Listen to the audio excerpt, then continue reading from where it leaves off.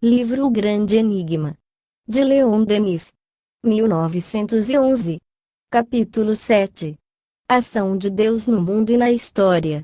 Deus, foco de inteligência e de amor, é tão indispensável à vida interior quanto o sol à vida física. Deus é o sol das almas. É dele que emana essa força, às vezes energia, pensamento, luz, que anima e vivifica todos os seres.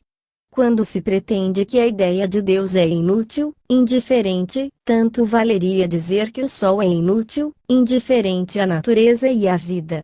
Pela comunhão de pensamento, pela elevação da alma a Deus, produz-se uma penetração contínua, uma fecundação moral do ser, uma expressão gradual das potências nele encerradas, porque essas potências, pensamento e sentimento, não podem revelar-se e crescer senão por altas aspirações, pelos transportes do nosso coração. Fora disso, todas essas forças latentes dormitam em nosso íntimo, conservam-se inertes, adormecidas. Falamos da prece. Expliquemo-nos ainda a respeito desta palavra. A prece é a forma, a expressão mais potente da comunhão universal.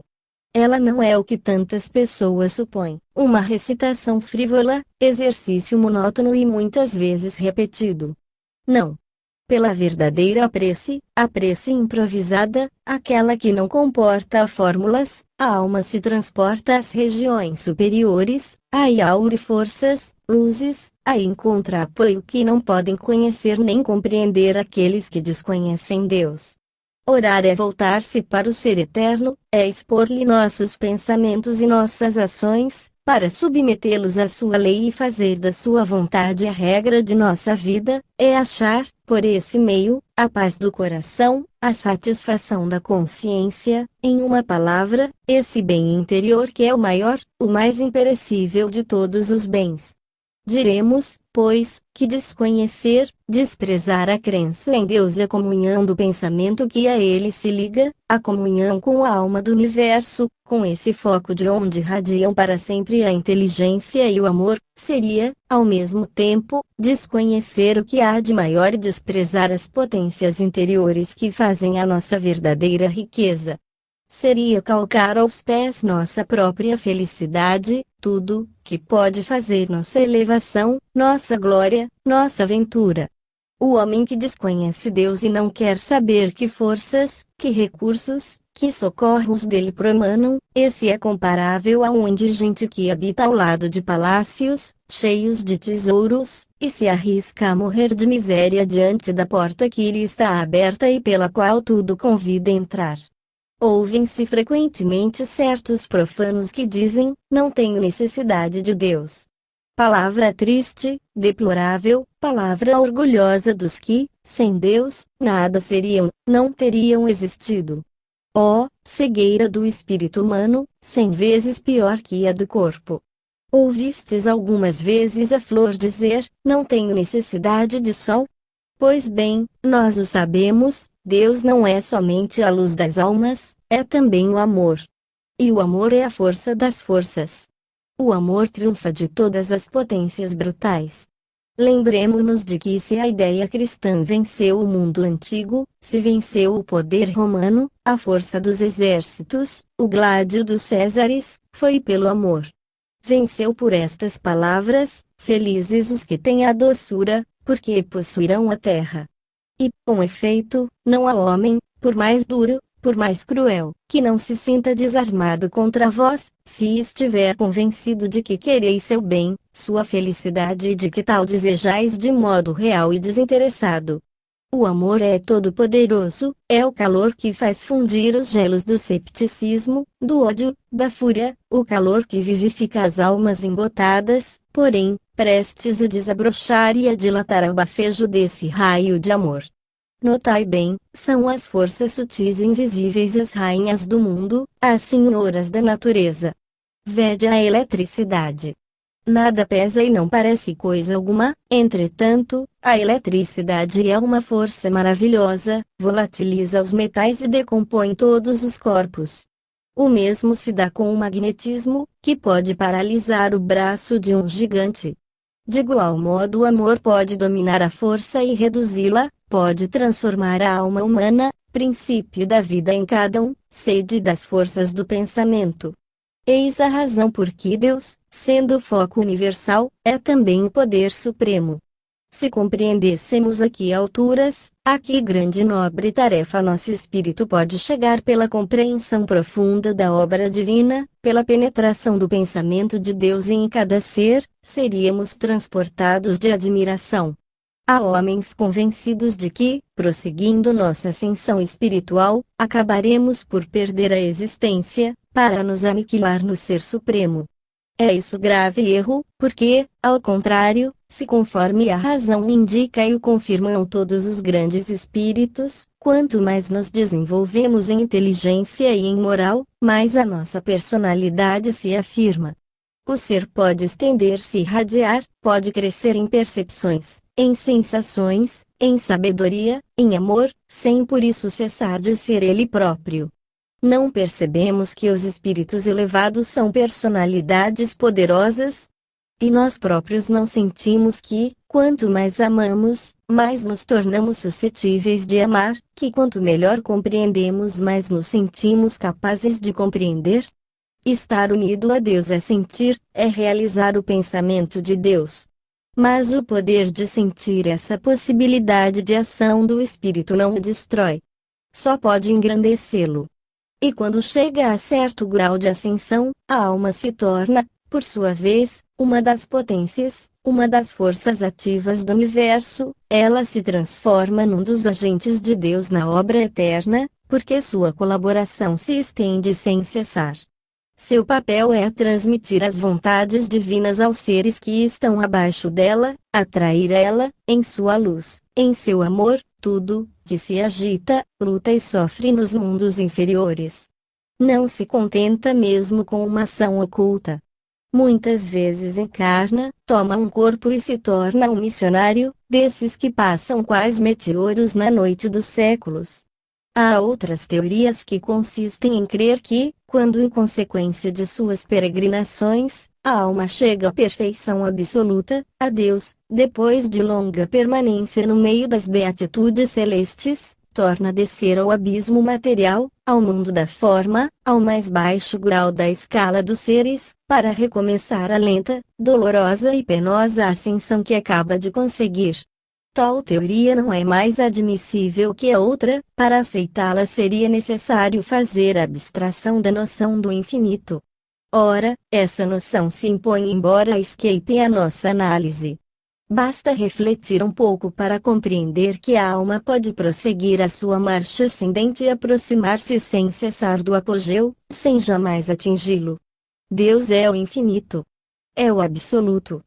E nunca seremos, em relação a Ele, apesar do nosso progresso, senão seres finitos, relativos, limitados. O ser pode, pois, evoluir, crescer sem cessar, sem nunca realizar a perfeição absoluta. Isto parece difícil de compreender e, entretanto, que há de mais simples? Deixai-nos escolher um exemplo ao alcance de todos, um exemplo matemático. Tomai uma unidade, e a unidade é um pouco a imagem do ser, e ajuntai-lhe a maior fração que encontrardes. Aproximar-vos-eis do algarismo 2, mas nunca o atingireis. Nós, homens, encerrados na carne, temos grande dificuldade em fazer ideia do papel do espírito, que contém em si todas as potências, todas as forças do universo, todas as belezas e esplendores da vida celeste e os faz irradiar sobre o mundo. Mas o que podemos e devemos compreender é que esses espíritos potentes, esses missionários, esses agentes de Deus, foram, tal qual ora somos, homens de carne, cheios de fraquezas e misérias, atingiram essas alturas por suas pesquisas e seus estudos, pela adaptação de todos os seus atos à lei divina. Ora, o que fizeram todos podemos fazer também. Todos têm os germens de um poder e de uma grandeza iguais ao seu poder e à sua grandeza. Todos têm o mesmo futuro grandioso, e só de nós outros mesmos dependem o desenvolvimento desses germens através de nossas inúmeras existências. Graças aos estudos psíquicos, aos fenômenos telepáticos, estamos mais ou menos aptos para compreender, desde já, que nossas faculdades não se limitam a nossos sentidos. Nosso espírito pode irradiar além do corpo, pode receber as influências dos mundos superiores, as impressões do pensamento divino. O apelo do pensamento humano é ouvido, a alma, quebrando as fatalidades da carne, pode transportar-se a esse mundo espiritual, que é sua herança, seu domínio por vir. Eis porque é necessário que cada qual se torne seu próprio médium, aprenda a se comunicar com o mundo superior do espírito. Esse poder tem sido até aqui o privilégio de alguns iniciados. Hoje, é necessário que todos adquiram e que todo homem chegue a aprender, a compreender as manifestações do pensamento superior. Ele pode chegar aí por uma vida pura e sem mácula e pelo exercício gradual de suas faculdades. A ação de Deus se desvela no universo, tanto no mundo físico quanto no mundo moral, não há um único ser que não seja objeto de sua solicitude. Nós a vimos manifestar-se nessa majestosa lei do progresso que preside a evolução dos seres e das coisas, levando-os a um estado sempre mais perfeito. Essa ação se mostra igualmente na história dos povos. Pode-se seguir, através dos tempos, essa marcha grandiosa, esse impulso da humanidade para o bem, para o melhor. Sem dúvida, há nessas marchas seculares muitos desfalecimentos e recuos, muitas horas tristes e sombrias. Não se deve, porém, esquecer que o homem é livre em suas ações. Seus males são quase sempre a consequência de erros, de seus estados de inferioridade. Não é uma escolha providencial que designa os homens destinados a produzir as grandes inovações, os descobrimentos que contribuem para o desenvolvimento da obra civilizadora.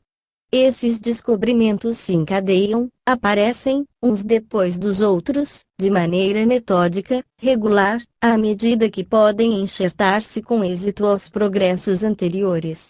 O que demonstra, de modo brilhante, a intervenção de Deus na história é o aparecimento, no tempo próprio, nas horas solenes, desses grandes missionários, que vêm estender a mão aos homens e os repor na senda perdida, ensinando-lhes a lei moral, a fraternidade, o amor de seus semelhantes, dando-lhes o grande exemplo do sacrifício de si pela causa de todos. Haverá algo mais imponente do que essa missão dos enviados divinos? Eles vêm e marcham no meio dos povos. Em vão os sarcasmos e o ridículo chovem sobre eles. Em vão o desprezo e os sofrimentos atingem. Eles marcham sempre. Em vão se levantam ao redor deles os patíbulos, os cadafalsos. As fogueiras se acendem. Mas eles seguem, com a fronte altiva, a alma serena. Qual é, pois, o segredo de sua força? Quem os impele assim para a frente? Acima das sombras da matéria e das vulgaridades da vida, mais alto que a terra, mais alto que a humanidade, eles veem resplandecer esse foco eterno, um raio do qual os ilumina e lhes dá a coragem de afrontar todas as dores, todos os suplícios.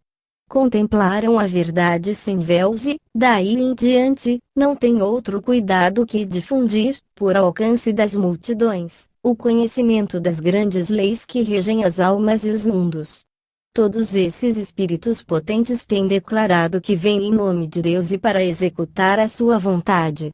Jesus o afirma várias vezes: é meu Pai, diz ele, que me envia. E Joana d'Arc não é menos precisa: venho da parte de Deus, para livrar a França dos ingleses. No meio da noite temerosa do 15º século, nesse abismo de misérias e de dores em que sossobravam a vida e a honra de uma grande nação, que trazia Joana à França traída, subjugada, agonizante? Era algum socorro material, soldados, um exército? Não, o que ela trazia era a fé em si mesma, a fé no futuro da França, a fé em Deus. Eu venho da parte do Rei do Céu, dizia ela, e trago-vos os socorros do céu. E com essa fé a França se ergueu, escapou à destruição e à morte. O mesmo aconteceu de 1914 a 1918. Só houve um remédio, quer para esse cepticismo aparatoso, quer para essa indiferença cega que caracterizava o espírito francês antes da guerra. Só houve um remédio a essa apatia do pensamento e da consciência nacionais que nos dissimulavam a extensão do perigo. Esse remédio foi a fé em nós mesmos, nos grandes destinos da pátria, a fé nessa potência suprema que salvou de novo a França nos dias do Marne de Verdun. Mas os dias de perigo e de glória passaram, a união sagrada não sobreviveu ao drama sanguinolento. O pessimismo, o desencorajamento e a discórdia retomaram sua ação mórbida, a anarquia e a ruína batem às nossas portas. O único meio de salvar a sociedade em perigo é elevar os pensamentos e os corações, todas as aspirações da alma humana para a potência infinita, que é Deus, é unir nossa vontade à sua e nos compenetrarmos da sua lei. Aí está o segredo de toda a força, de toda a elevação. E ficaremos surpreendidos e maravilhados, avançando nesta senda esquecida, de reconhecer, de descobrir que Deus não é abstração metafísica, vago ideal perdido nas profundezas do sonho, ideal que não existe, conforme o dizem Vacherot e Renan, senão quando nele pensamos. Não, Deus é um ser vivo, sensível, consciente. Deus é uma realidade ativa. Deus é nosso Pai, nosso guia, nosso condutor, nosso melhor amigo, por pouco que lhe dirijamos nossos apelos e que lhe abramos nosso coração, ele nos esclarecerá com a sua luz, nos aquecerá no seu amor, expandirá sobre nós sua alma imensa, sua alma rica de todas as perfeições, por ele e nele somente nos sentiremos felizes e verdadeiramente irmãos. Fora dele só encontraremos obscuridade, incerteza, decepção, dor e miséria moral. Eis o socorro que Joana trazia à França, o socorro que o espiritualismo moderno traz à humanidade. Pode-se dizer que o pensamento de Deus irradia sobre a história e sobre o mundo, ele tem inspirado as gerações em sua marcha, tem sustentado, levantado milhões de almas desoladas.